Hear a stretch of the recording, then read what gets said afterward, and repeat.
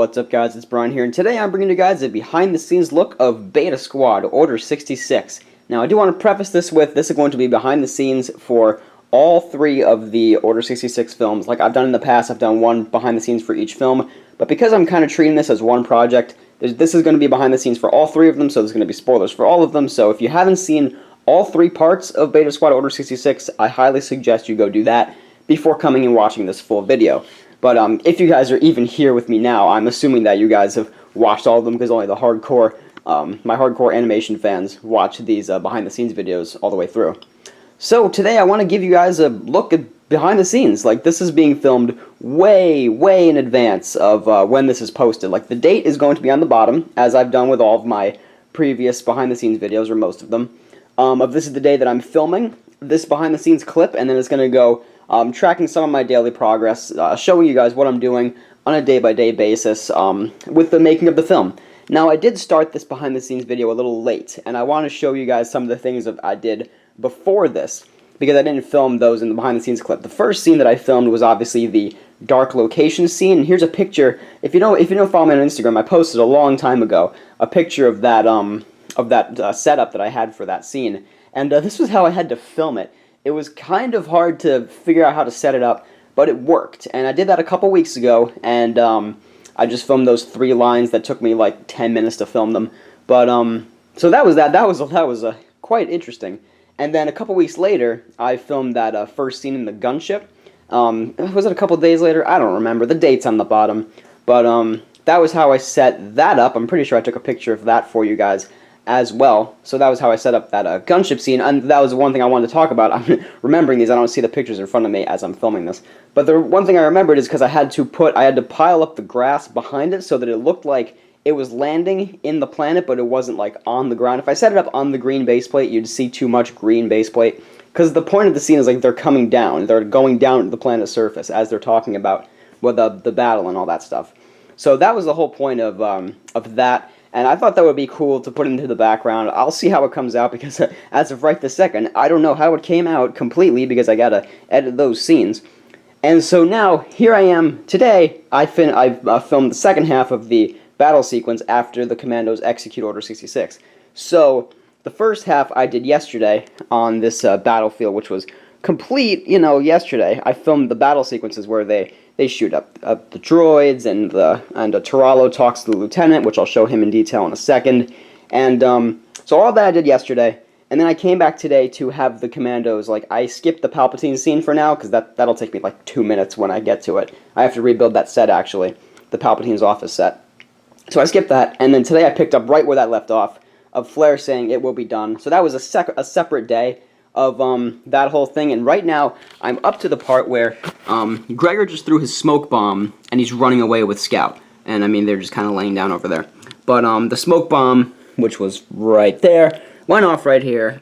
Special effects, and then they run away. And I had to split that scene up because I thought I would be able to do this whole scene now, but I have to destroy this set to make the like the area where they run through, because I want to use these grass pieces that I stacked up, like 5 or 6, and made this little battlefield area. It looks really weird from the top, but these little angles, I think that's a cool little look. It's unique. I like how it turned out. But this was the battlefield. I used all my green base plates. This is 3 by 4, just to give it as much space as possible. Scattered out grass throughout. Scattered some little rock details, and some 1 by 2 dark tan stuff throughout.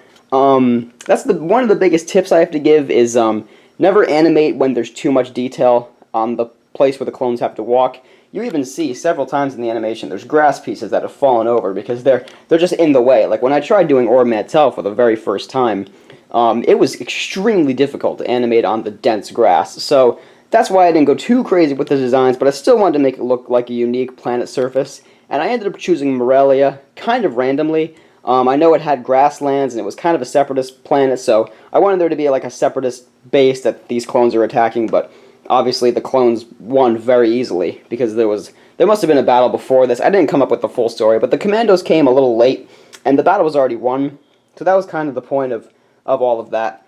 Here's the AAT that blew up and a couple of the droids that survived that are retreating towards whatever base that they they just demolished.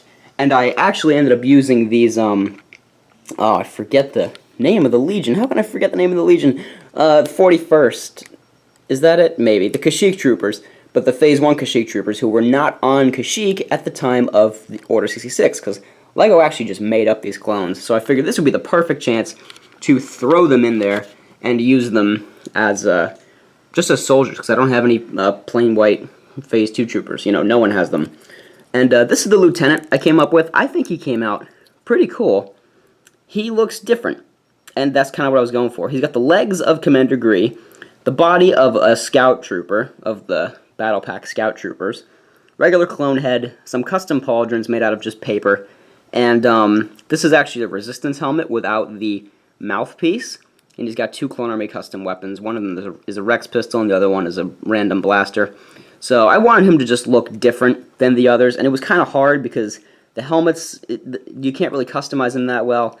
But so I thought this helmet would work really well for that, and I think it just looks cool. So he's there. He was chilling. So the whole point of this was that the clones were retreating so that the commandos could advance. And obviously right here we've got Crix Tiralo. I'm kind of going all over the map with this behind the scenes. I didn't really have a plan before I started shooting this. And I'm going to pick up our friend old dead Crix Tiralo. Rest in peace.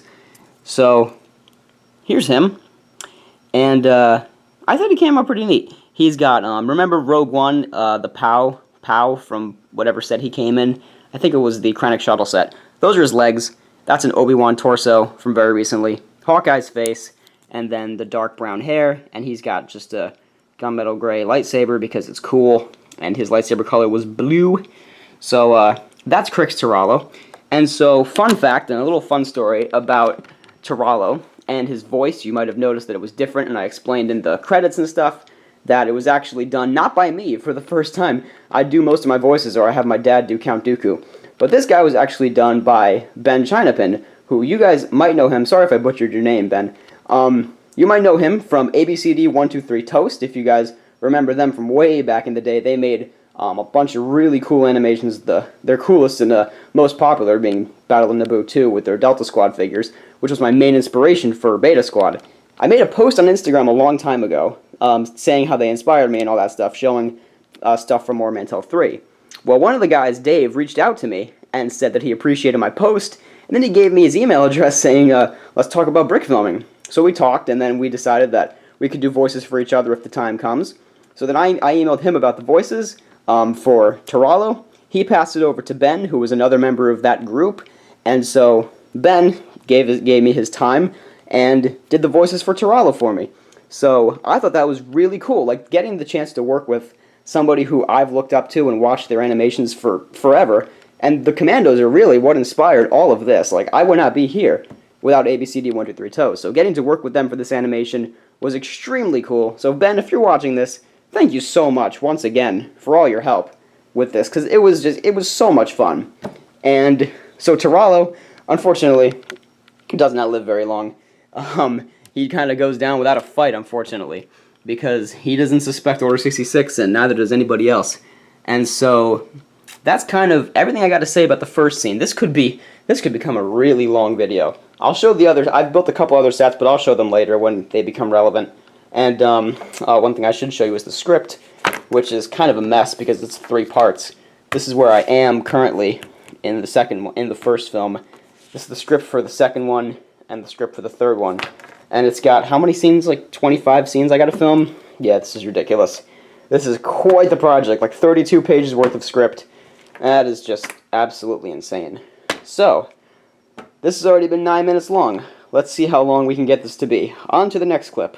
Alright, so for this brief little clip, I'm going to show you guys just this couple little lines that I did, but I had to do it in a certain way, and I thought maybe it would be useful for you guys to see it. So this is just the 2 lines where Scout and Gregor are running through the fields, the forest, whatever you want to call it, after Gregor throws the blinding smoke bomb in the direction of Heater and Flare, and then Heater and Flare chasing through the forest too.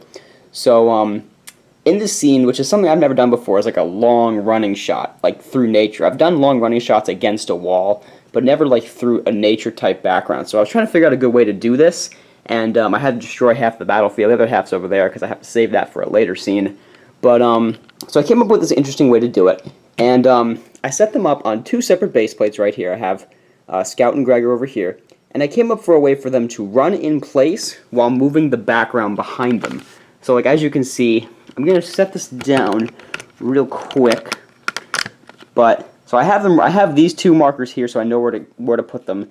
And then the background moves behind them as they run. I thought that would be a pretty interesting thing so that when you, hopefully this is how it came out, so when you see them up close like this and they're running in place, you see the background moving as they're like walking and stuff. So I thought that would be a really cool thing to show you guys, and I'll just separate it again to show you just exactly how I did it, even though I think it's pretty self-explanatory. I have the green base plates here. I have to weigh this down with just my water bottle because this can't move because and it's really light. That's one problem you frequently come across with stop motion, is that you have to keep the base still, and the water bottle is helping me just keep it still. Whereas this side, I moved it side to side, and I have these markers here as to where it should start and stop, because obviously there's only a little bit covered. So it starts here on that marker, and then once I'm shooting all the stuff and I move it, and this side comes all the way down to this marker, I reset it. So I thought that would be really interesting, and I just did these two lines right now, and I gotta do this to the part where Heater and Flare are chasing them, and then Flare throws the canister, and then they get tossed over the cliff. And that's the next thing I have to do today, is build that cliff with the cave in it so I can film the next couple scenes in there as well, because that's where a lot of the dialogue happens in part 1. So that is what I did for those two lines, and I'll see you guys in the next clip. Alright guys, so today I filmed the very first little bit with the cliff, where Gregor and Scout go off the cliff, and then Heater and Flare come up to the edge, and they're like, where'd they go?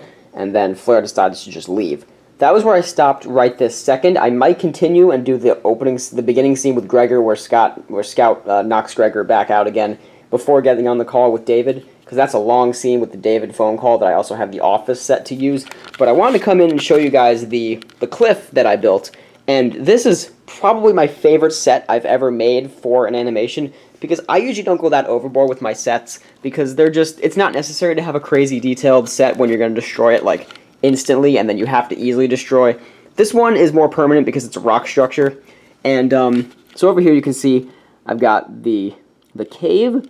I went very simple with my rock details. I didn't use a lot of like 1x things. I used just mostly 2x3 high bricks I used for the whole thing pretty much, and it's three bricks high, so it's 9 bricks high. And the back of the cave wall was originally very simple. I didn't like it, so I added some more structures back there to make it look a little cooler. And I've got a couple details spread out through it, because once again, you don't want to make the ground too detailed when you're doing stop motion, because you need room for the figures to walk with studs. Coming up to the top of the mountain, now there were some scattered dark tan pieces, so I made the mountain mostly dark tan, or also partially because I don't have that many green plates. Just in general, I don't have that many of them. And so that's the top of the mountain, and it's very detailed in its like little layers, but just enough so that I could get them to walk this way and come down this way. Again, with the explosions, in case you're curious, using cotton balls, and then I overlay them in Photoshop with some gray, like little effects to make it look more like smoke. But I like using practical effects, especially with explosions. I did that first in Ore Mantell 3. And here are the little rock structures I came up with down here. That's the big pointy spot where Gregor's head gets hit. And I actually I knew this would be difficult to do with this scene, but because I wanted their helmets to fly off as they came flying down the cliff. And then their helmets were left out in the field. And Scout had to kind of go get them, and you see he put Gregor's helmet on just so that he could scoop them up easier and leave. But I thought that was kind of goofy how that came out. Honestly, I wasn't quite the biggest fan of Scout just throwing on Gregor's helmet, but I thought it was good because he was rushed. He had to go grab the helmets and go back into the cave so that he could hide from Heater and Flare.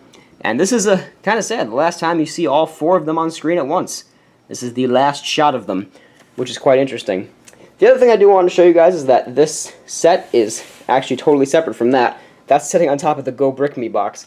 And I'm going to set this down for a second. I hate doing this, but I'm going to spin this around, and you guys can kind of see the back of it there. And what I'm going to do, what I had to do to film this angle, was to put this, let's kick the box out of there, down there. So it's the exact same little grass area, up there. I was going to change it up a little bit, but honestly, you don't really notice it that much because it's just grass. So that was what I did for that. The back of it's kind of ugly. It's just, I didn't even fill in the sides over here. It's just simple structures underneath it. So that was this behind-the-scenes clip, and now I got a lot more of the cave scenes to film. And I don't know what I'm going to film for you next, but you'll see in a second. Alright, so today I wrapped up the principal photography for part 1. Finished taking all the pictures. And on this little setting, which was the Rex hideout, I couldn't come up with a planet for it, but it is not Lothal, where, or whatever planet in Rebels where Gregor and Rex and Wolf go.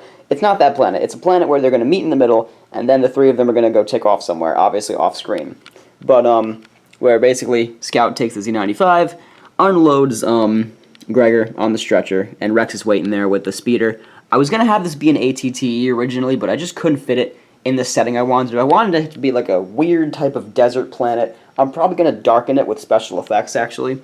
And the mountain going up is only using upward slope mountain pieces, no reverse slopes, just to give it a unique look, because I've always used reverse slopes combined with those, so I wanted to make it feel different, so I used just regular slopes. And the other really hard thing about this scene was that this mat is not locked down. So when I was filming the scenes where he was right next to where Rex was right next to him, I had to be really careful about moving it, because you see, I'm moving Gregor even with that. I tried to make him move as little as possible, but we'll see how it came out. I had to do a couple takes to actually get it right, and I ended up locking it in place with one of these pieces, because it has this, so I like put that in there as it was standing up. You kind of see what I mean. But that's it. Part 1's done. Time to go edit, and I'll see you in the next clip.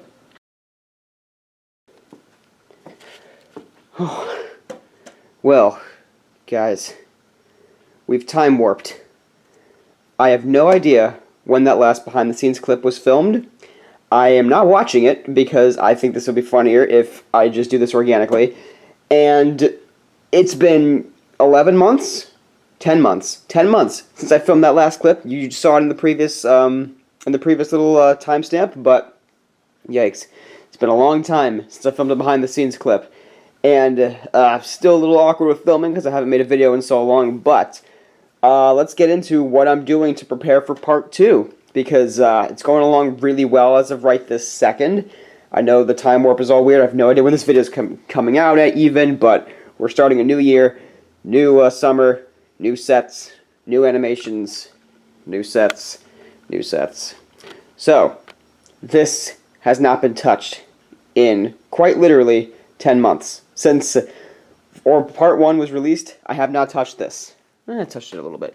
But, for the most part, all of this is still in the exact same spot where I left it last year, because this still is needed for beginning of part 2, where Heater and Flare talk to Commander Cody on the comm and regroup. I have to rebuild the battle scenes. I left some of the tall grass down there. I have to rebuild that battlefield. I'm going to do that today. It's a big old mess, but I figured I have a little time to film this, so I will film that now. We have a real big mess going on here, but it's all coming together soon. It's all coming together, but this had not been touched since September. So it's been sitting here for literally an entire year. My whole senior year of college, this was sitting right here, waiting for me to come back and film it. But then I decided to finally break out, make the mess, and I had to build some more sets. So, the sets I built for part 2. David's office was already built. This was, again, sitting here for pretty much a year, as it was waiting to be built. Carter's still chilling there, waiting. And David's sitting there. Got his helmet over there, and his comm link. But that's just waiting over here. Same exact set. You've seen this before. Over here are the Rose Squad bunks. I tried to make them as similar as I could to the Beta Squad bunks, but I was looking at reference pictures. I was going to make it exactly the same with like the area in the middle and the 2 bunks, but that just got boring, and I just didn't feel like building something exactly the way it was and figuring out based on those blurry pictures that I found in the behind-the-scenes video. So I made it a little bit of a different layout. I didn't make their training armor because it's just not necessary, and you're only ever going to see it from like that angle, I think.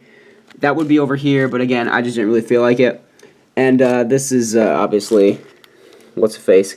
Eights, Grayson, and Doc. Carter's going to be right about here, as he's lamenting that they're not listening to him about the, you know, very important chip stuff. I did not build the Camino in office yet because I'm thinking I'm gonna film this scene first, then I'm going to use this exact like setting to transform into the Kamino office, because it's going to have all the same like floor layouts and everything. So I figured that's probably what I'm going to do. Didn't build the Kamino office yet, but that's okay. I will come back to the Star Destroyer kind of bridge in a second, because I'm super proud of this. And my charge is over here, and my camera's dying, so I'm assuming I'm going to have to charge it as I'm filming. But over here we have the 2 Coruscant scenes. Yes, in case you didn't realize, I'm not sure how well I explain this, but these 2 scenes happen on Coruscant. The reassignment room, where the clones come in and get their reassignments from Cody. I have these placeholders here. This is where Rose Squad's going to be, and those are the 2 betas are going to be right there. I had these these clones laying around, and this is Silver Stormtrooper just sitting on my display shelf. So I was like, you know what, I'm just going to throw these down here. A lot of these actually have like placeholder heads because I'm using the heads elsewhere, but regardless, they're there for placeholders for blocking, which is actually the film term used for placement of actors and actresses. So that's kind of fun. I built this little comm center up here. Not sure how well this is going to come out in the film because I don't know the angles yet. Haven't filmed anything yet, just building sets. Got the Cody up there. Again, this Cody is a Minifigs for You custom that came out like 5 years ago. Limited run. Unfortunately, you cannot get this Cody figure anymore. Clone Army Customs makes a great one though, so if you're looking for a Cody, that's where to get it. But everyone always asks about where I got my Cody. Minifigs for You, not available anymore. Apologize. What I really wanted to go in detail in this film with was the sets. I feel like my sets had always been so bland, and I wanted to do some different wall designs. So I came up with this really funky design using the inverted slopes and the regular sloped bricks from my mountain, and from Ormantel 3, I believe, had these as well. And yeah, they're rock pieces basically. But I did this kind of cool diamond design. As you can see, there is some depth in the walls. You can see those shadows there. That's because I made it 1 brick hollow on the inside. This took a really long time to engineer exactly the way I wanted it, but I think it came out really cool. See the door over there? There's some clones guarding over there. There's a computer back there with a little compartment. But anyway, I think these walls came out really cool. And I'm actually going to use this same wall. I'm going to transfer this over to the armory, where, again, I have another one of those walls built up over here. It took a really long time to actually get these to be perfect, but I think they came out really neat. Hope they look as good on camera and in the film as they did in the actual in person. I mean, it's been a long time since I filmed, guys. Can you tell? So, got the armory over here with this armory clone. I thought this would be pretty cool. I gave him half Stormtrooper armor, and he just has a clone helmet. So I gave him this little orange pauldron typically used on Stormtroopers. This is a Stormtrooper armor, and this is just a regular clone helmet, just to make him look a little updated, a little distinguished from his fellow troopers. Some gun racks back there. This gun rack, not sure how well the lighting is coming out, don't have my lights on, is commando blasters. And there's a crate over there. The table where they put their blasters and where Flair argues about his blaster. Another weapon stand up here. Then we have the little helmet conveyor belt. That's what this is supposed to be like, a conveyor belt. Control panel back there. Crates back there. I have this clone officer guy just chilling here. Don't know if he's actually going to be in it, but I like him, so he's kind of cool. Again, this wall and this back wall here are going to be the same. This is just a placeholder here. These bricks are just a placeholder for where that wall is going to be. But I have those 2 sets over here. That's what I've spent the last several days doing, has been building sets. But it's all coming together. I still have to build the rest of this battlefield, as well as the battlefield where Rose Squad executes Order 66. Now up here is where everything, all my efforts has been for the last little while, has been in this Darth Vader Star Destroyer bridge area. Don't really know if it's a Star Destroyer. I haven't mentioned it in the film at all, but it's like an office where Vader talks to the commandos down there. And I'm going to grab my tripod, actually, because I want to show this from a lot of angles. So again, guys, the one set I really wanted to go all out with was the Vader hangar office Star Destroyer thing. I'm not exactly sure where the location is. In my script, it has, like, just Vader office. Then when I was writing down a list of sets to build, I was like, Star Destroyer office. So I don't know. It's just some crazy Imperial setting. And I really wanted to go all out with this to make it like almost as if it had the details of a mock. And I should have been doing this with my sets a long time ago. But what I was able to actually do was create some awesome wall designs, which I'll show you in a minute, but also have them be all removable. So even though you can see in there, you can see like the 3 walls, everything is kind of removable. You see back here, there's actually that door. I'm going to flip it around just so you can see it from this angle as like a whole set. I have placeholders for the heads of the betas in there, but these are their outfits. I'll show you those in a moment as well. But here's another aerial view of it all. And another thing you also have to keep in mind with making stop motion sets is that the floors can't really have much detail on them because otherwise you limit your mobility. I learned that the hard way in Order Mantell 1. There was no walking space, that was all tiled, and it was impossible to make that stop motion. Still think that's probably my worst work ever, but regardless. So this set, even though it has 4 walls, it actually has 5 removable walls. This back one is not that easily removable, but these side walls I broke up into sections. I'm going to remove this section over here. There's little plates holding it all together, but then these 2 sections remove individually. And this time around, I decided to use like that Lego technique, where only a few studs actually hold the wall on, and then there's just tiles for the rest of it. And I think it worked really well, especially for the purposes I had now. Now, this was the inside of that inside wall, same on the other side as well. Some window designs in there. And then this one just had like that black accent with a little slant.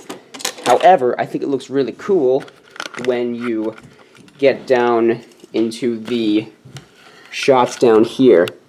I think that looks really cool. This is actually my first time seeing it on camera because I haven't filmed these scenes yet. But I think this is going to look really neat. You have these scenes here with those clones. Again, those are not the actual heads of the commandos. Those are just placeholders. Like some of the heads I showed you over there in that in the reassignment room. These are some of those heads over there. But there's heaters on the left, and flare is on the right. I really like their Imperial outfits as well. But I wanted to show you these wall designs as well. They come to a corner. The slants all come to this little corner section over here. This back wall is also removable. You saw the door back there. But this wall section removes as well. So you see the top part with the black accents, some stickers up there from old sets. That's stickers from a Vulture Droid set. This printed piece was from a TIE Fighter back in the day. But I think this is probably the best set I've ever made for an animation. It's the one I'm definitely the most proud of. Come down here into the little bridge section. I haven't figured out what I'm exactly going to do with these clones yet. I might make chairs. I'm not sure yet. This is like the one part of it that's not really that finished. This paneling is on either side. It's 3 bricks high. There's some crates under there. You can see it's there's 3 bricks high up there. This is actually a 1x2x3 brick. And then the same paneling's on this side. Same computer design on the other side. We have Darth Vader over here. This Darth Vader is actually a little modified. Notice I did not use the updated Vader, the updated helmet. And that's because I just still don't like it very much. This is the old Vader. This is the Vader I wanted to use. However, to make him seem even more intimidating, I gave him a little extra height with this neck brace. So it's like the same thing you use on like the clone backpacks, the neck brace back there. And because his flesh head usually shows underneath that helmet, I actually just gave him a black head underneath it. And it makes him look a lot more sleek. You don't see his head back there at all. You don't see any flesh color into the head. Still thinking about giving him some stilts on the bottom to make him just a little more taller, but I'm not sure just yet because I really wanted him to be like taller than the clones, and he's not really. So we're going to see exactly how that turns out. Haven't made that decision yet. But again, I am very happy with how this set came out.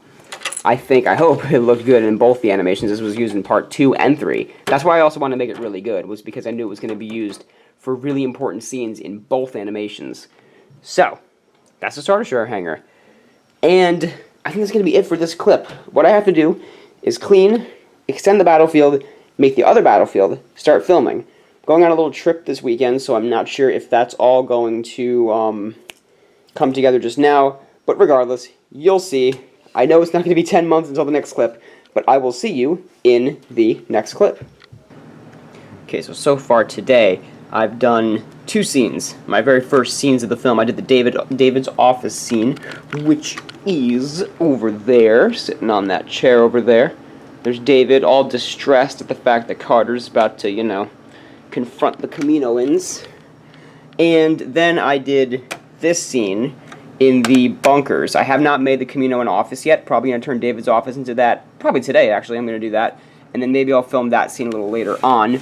But I wanted to show you real quick, first of all, the different commandos in their outfits. I forget if I showed this before, but this one is 8's. Grayson, you can tell because he's in the gray. Get it? And then Doc's over here talking to Carter. And I actually, for that very last shot, let's see if I can actually get this shot back. My camera is still in the right place. I had to remove this one base plate so that it could, let's take it out again, so that it could come in real close with my tripod here. Because when I zoom too far on this camera, it starts to get all blurry. So for this very last shot, I got it in real tight so that I could zoom in very tight to Carter for that one last shot where he says, you know, he doesn't accept the fact that good soldiers follow orders. But that's how I was able to accomplish that. Whoops, zoomed in the wrong way. Oh no. Was to remove this one base plate. You gotta improvise sometimes, but I'm glad that I actually built this using 4 of these 16 by 16 plates as opposed to like a base plate, because then that shot wouldn't have been possible. Or I would have had to like balance it on here and then it just starts to get all shaky without the tripod with it, so that would have just been sketchy. So, that's today. And I'll see you in the next clip. Alright guys, so it's the same day, and I just reconfigured David's office into the Kaminoan office, and I actually just finished filming the scene. Some of the leftovers from David's office are still over here, so like, the windows were over here, that side wall was here, his desk was here. And what I decided to do was actually flip the door around. I have the same door build, same door mechanism, just reversed, inverted, and this is the way that it is down here. It's like it's a corner build, it's like the opposite of what David's was. So that's basically the doors over there. I had some chairs over here. I'm not sure if you can see them in there, but just to add some details, a little comm link over there. I built a third Kaminoan because I had the extra head, and some crates back there. And I liked the way this chair came out. I'm going to destroy this wall down here. I just destroyed that so that you could see his little chair. He does have legs in there. He's just sitting in there. This isn't like a Lama Su or anything like that. It's just a random Kaminoan. He does actually have a misprint on his face, which is really cool. He's got a little screen over here. I don't know, it's just his little throne. I like the way it came out. And then this highly complex computer over here. Not exactly sure what this is, but I mean, I like the design of it. So that, like, theoretically, his chair would, like, maybe turn, or this thing would come in front, and he could work on the computer. Little barrel back there as well. But I like the details of this little office. I think it came out a lot better than I expected it to, honestly.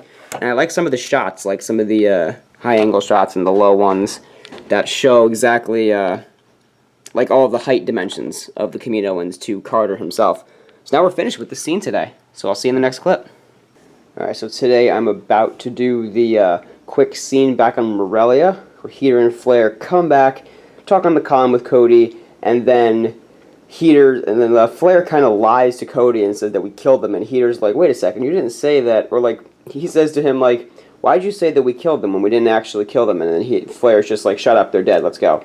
As, you know, if you saw part 3, his way of, you know, protecting Scout, that, like, he's going to report that he's dead, even though he's not really dead, he's leaving him alive. But anyway, I cleaned up this battlefield, cleaned up my table a little bit besides the, the mess over there, but it's all ready to go. I don't like this battlefield very much. I didn't really like it in part 1, but I mean, it's just the way it has to be, so I'm just going to roll with it, obviously. I'm making much better sets for the rest of part 2. You saw them before, and then I can't wait to start making Jeddah for part 3. But I'm going to start it off at like this angle. I haven't actually filmed it yet. Starting it off at this angle, probably, and then they're going to talk to Cody, like, right about here, I'm thinking. And then I have this, like, tall grass back here. I'm going to use as, like, background, and it's also the one thing that I used for that shot where Heater looks back at the grass before going off to the gunship. So that's going to be, like, kind of around here, wherever I need just spare grass. I think the establishing shot's probably going to be, like, this, I'm guessing. That's probably how I'm going to set it up. But again, you've already seen the film. I just don't know yet. Decided I would film the behind the scenes first for a little change. So that's it. See you in the next clip. Alright guys, so it's actually the same day and I just filmed the short Rose Squad execute Order 66 scene. I wanted to show you this little set I built for it. And as well as the Jedi, the ill-fated Jedi. He's got Indiana Jones's head, Han Solo's hair, so there's a couple of Harrison Ford characters in there. I'm pretty sure that's Stacey Tin's body, and then that's new Admiral Akbar from Force Awakens legs. He has a little green lightsaber. No name, no nothing. He's not really important. He just, you know, gets killed in Order 66. And then there's Rose Squad down here. Got old 8's Doc Grayson and backer over here. But I wanted to show you this set and how I made it, like, a little versatile. And what I mean by that is I didn't film the Battle Droids part yet. That's coming next. But I made this set, like, actually double-sided. And what's kind of cool about it is that so that I could have different mountain texture for where the droids are. This little section over here is removable. And check it out. It's exactly the same over here. Don't mind me, phone's going off. But down here is the same exact little terrain build. And then I could just swap these over to that side and have a whole new set of terrain. So it's the exact same rock mountain, kind of, on both sides. You can see kind of how I built it like that. Going all the way down, alternated my pattern a little bit. And that's the way I did that. So another good way of using space properly. So I wanted to show you that real quick. And let's move on to the next clip. Alright guys, so I just wrapped up the scene in the reassignment room. I had to remove the Cody Center thing just so that I could get some good shots like of the commandos in there. I don't feel like putting my camera in there, plus it's tied to my hand right now anyway. So that's pretty much that. What I had to do, I modified the set a little bit, was I had to build like a little tiny hallway back here because there were some shots like where you see the door and then there's just like, there would have been nothing back there, so I had to add in this little hallway build right here. This is just a wall from one of the Camino things. Now I could take this apart and show you what I did with it. Underneath it, I just added the plates on the bottom like that. It was pretty simple, but now this wall is it's even more fragile. I can barely even remove this wall. I thought it would be easier to, but I can't. So the wall you see on this side with Cody is actually just this one, flipped around and put over there. And then I had the, obviously, the troopers be escorting, Heater and Flare. Rose Squad's over here, chilling.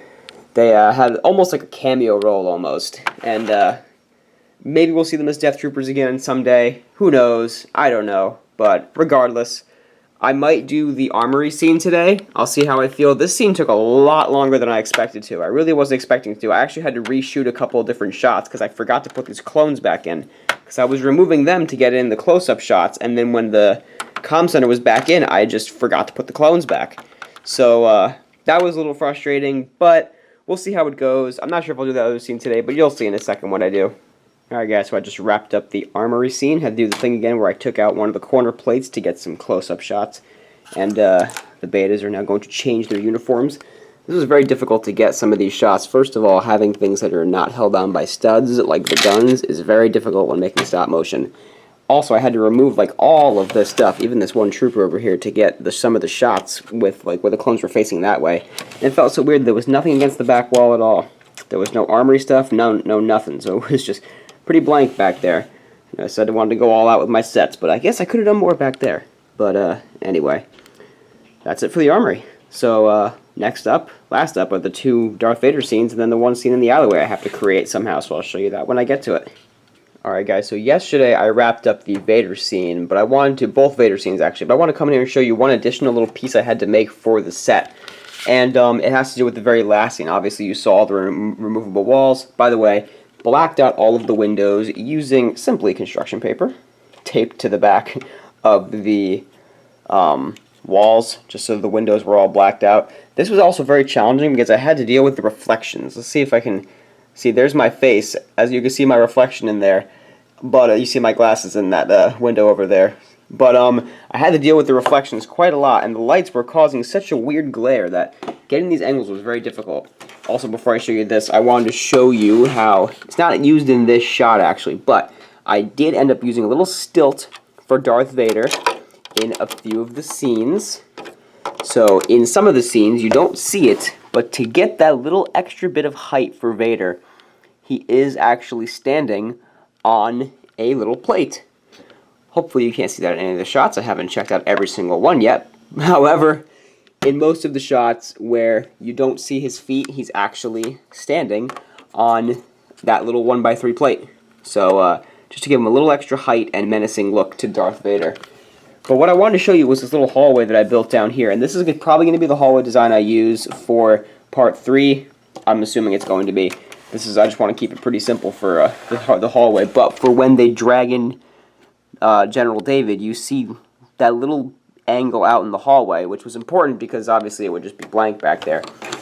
So I took actually this wall, but on the opposite side, just to throw it back there. So that technically goes there, as you can see. But for right this second, I want to show you this little thing that I built that attached by just that little brick back there.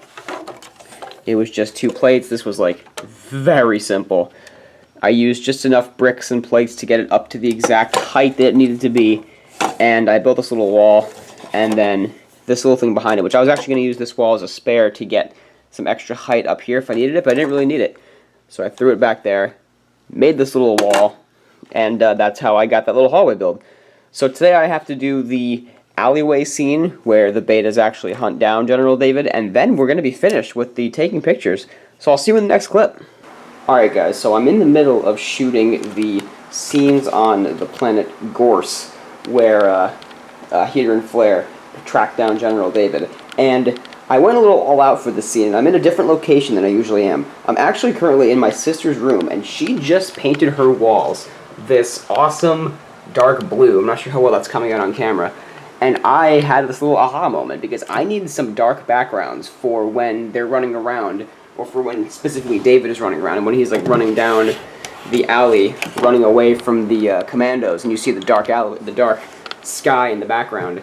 And I was like, hey, I'm going to hijack your desk and film on your desk. So I wanted to show you a few different of the sets that I'm making for this. I'm in the middle of filming the scenes. This was the overhead scene. I just put a lot of little details into this. Nothing too crazy, but again, I really wanted to make these sets actually like stand out. This gray wall back here, actually that wall from the armory. So when you see that, you know where that's coming from. This door over here, this wall, is from David's office and the Caminoan office. Again, reuse your sets in creative ways. This was the scene where, like, it looks weird from out here. However, this was the scene where you, like, see the building. Oh, that's not going to stay in focus for you. Where the building and the scene pans all the way down to David running away. But I only had to build up a little bit over here. This was supposed to be like a skyline. I kind of took it apart. I actually used my sister's little speaker to be as a little boost back there, so it was behind here. Tried to get some forced perspective. Not sure how well it really came out. I just looked at the scenes myself. It's okay, but again, I'm not too crazy over it. It's fine. It's like a little 1-minute scene anyway. But I have to reconfigure some of these and build the final pieces.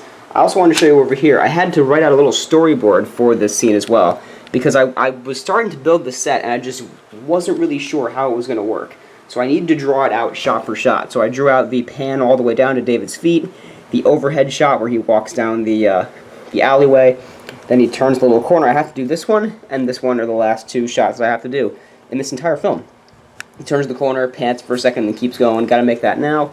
Then he just runs down the hallway again, the alleyway again, and then I just filmed this scene where Flare jumps him. Look at my very nice illustrations down there. But again, this really helped me in actually figuring out exactly how I was going to do this scene.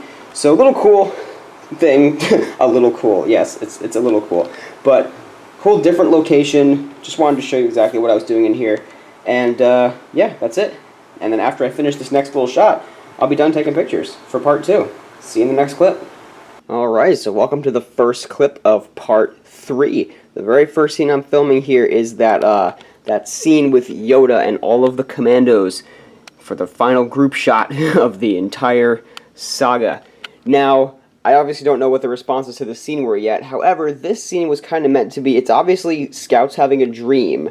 However, it's also meant to be what happened when the commandos all got back to Coruscant after Mantell 3. Remember, they were going back to Coruscant on the gunships.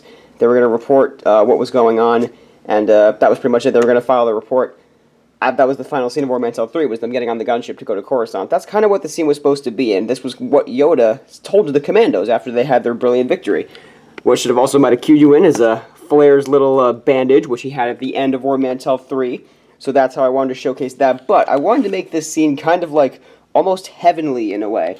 During my editing, I'm planning on flushing everything out so it looks extra white. But I had all of these like scenes down here with this is filming. I'm filming this on my review station actually, which is being held up by another bucket, and my lights are over here, being very bright against this white background. I hope it came out good on my computer.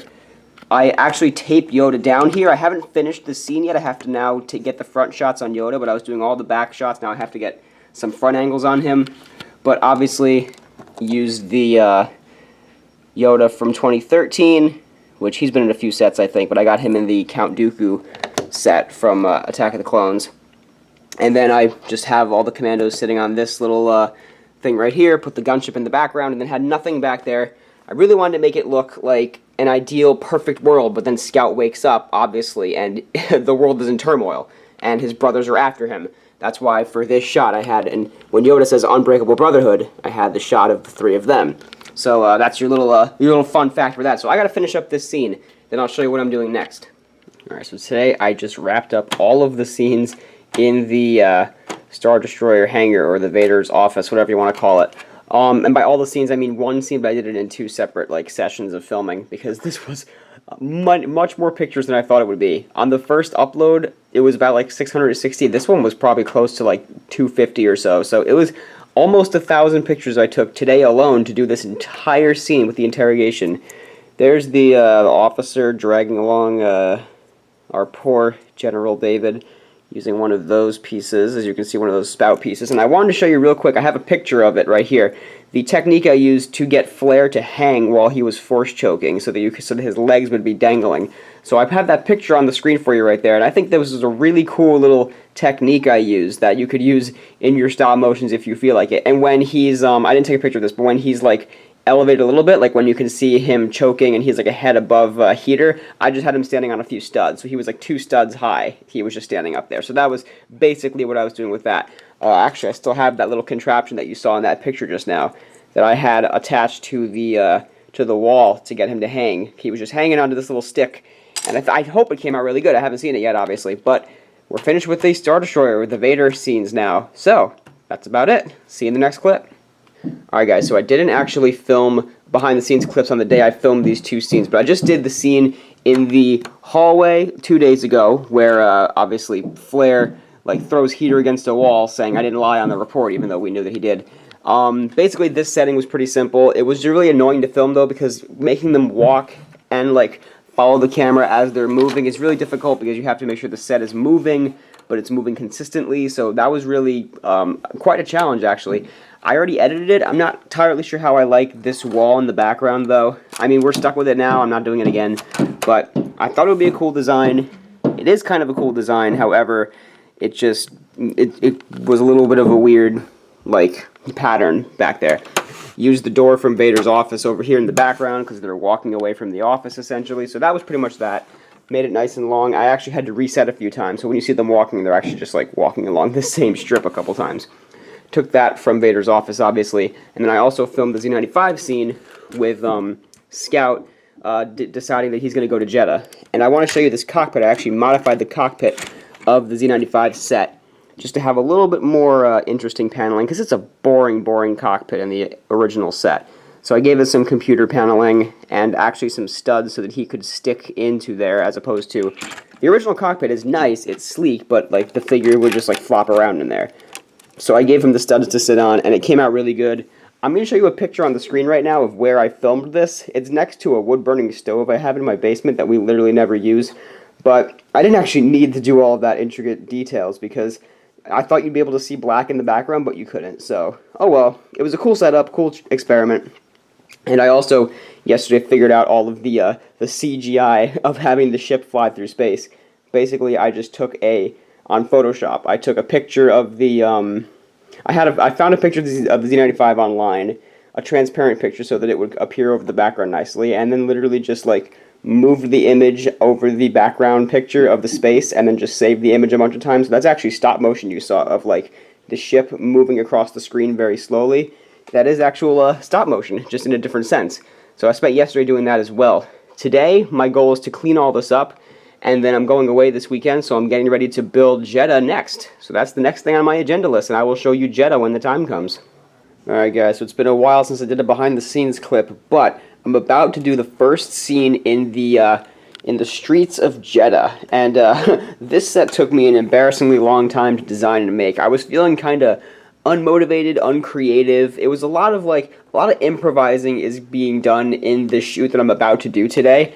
That's why I decided to film the behind the scenes first, because this whole set's going to get like all different. But I wanted to show off some of the key parts of this. I'm not going to do all the removable walls, because some of them are removable, like that one over here, this one, these two down here for Scouts Alley are removable. This one's actually just set up back here as a little placeholder, so that if I get a shot down here, you don't just see my wall in the background, you just like get a different shot. But we'll see how that comes out. But anyway, here are the streets of Jeddah. First of all, I built up all the sand plates on my usual 16x16 gray plates, but I added a little layer between there.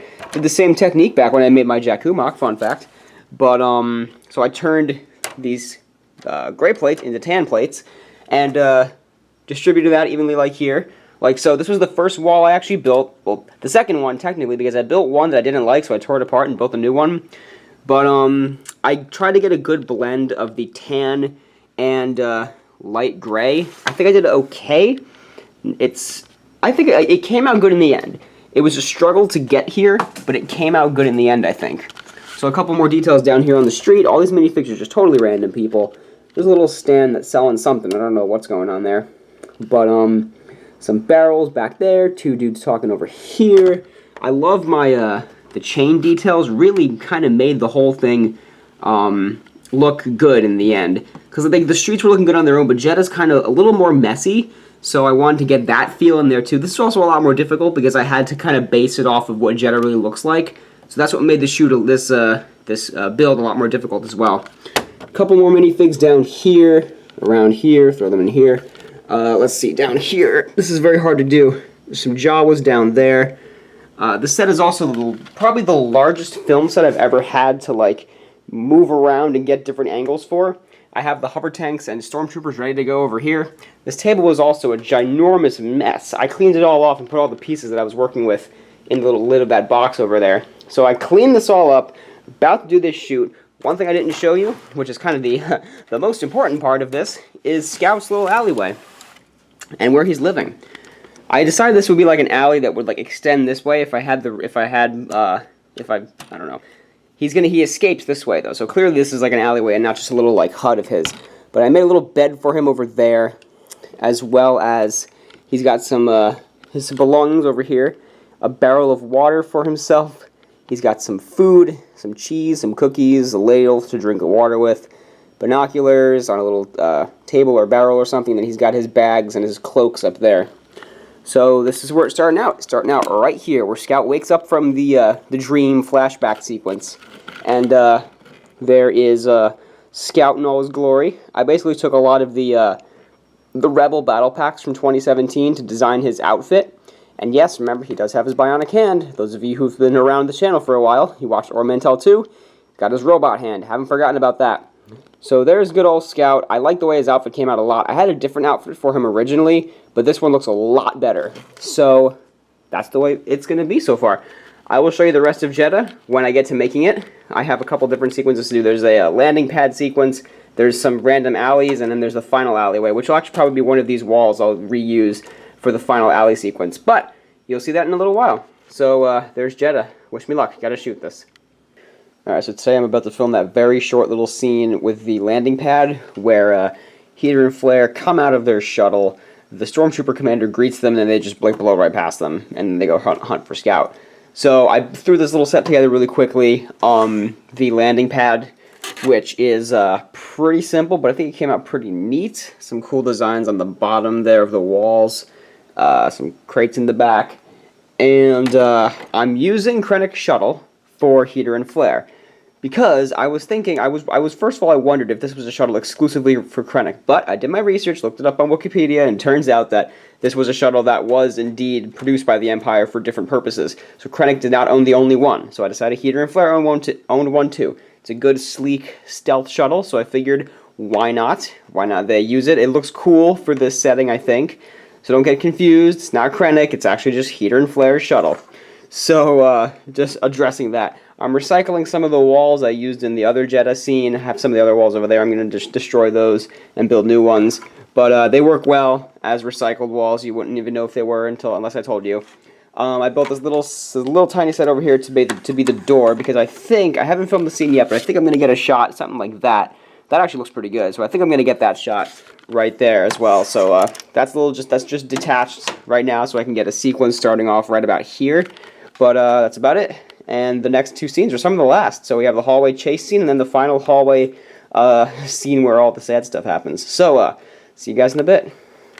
Alright, so it has been a long time since I filmed that last behind the scenes clip. I kind of just plowed through the rest of the animation after I filmed the clip of Heater and Flare coming out of the shuttle. And I just sat down and just went through the rest of the animation. It was the hallway chase scene and then the final alley scene. And the reason I didn't film a behind the scenes during that is because I was constantly taking apart the sets and rearranging them during the chase scene. I took some pictures while I was doing those scenes. I took a picture of every single set, so I'm going to flash those on the screen now as I talk to you guys.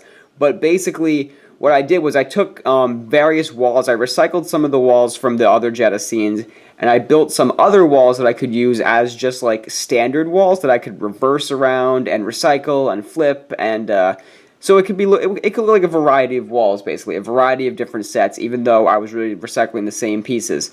So I think it came out pretty good. The final alley scene I made pretty blank because I really wanted to focus on the characters themselves. And I've gotten a lot of interesting feedback about that last scene, but it felt like the right thing to do. I had actually wrote that ending 4 years ago. I wrote that last little scene. I didn't write the scene itself. I came up with the general concept for the scene. I came up with that about 4 years ago. After Ord Mantell 2, I knew exactly what I was going to do for Order 66. I knew that Scout was not going to follow it. And I knew that in the end, Heater and Flare were going to kill Scout. That was always in the plan. Then I made Untold Story of Beta Squad, then I made Ord Mantell 3, and then I turned it into a trilogy. I turned Order 66 into a trilogy, and finally came up with that ending, and I actually worked the ending into it very well with all the other characters I created. So, it had been in the plans for a very long time. It was bittersweet. It was sad to film it, but it definitely felt right.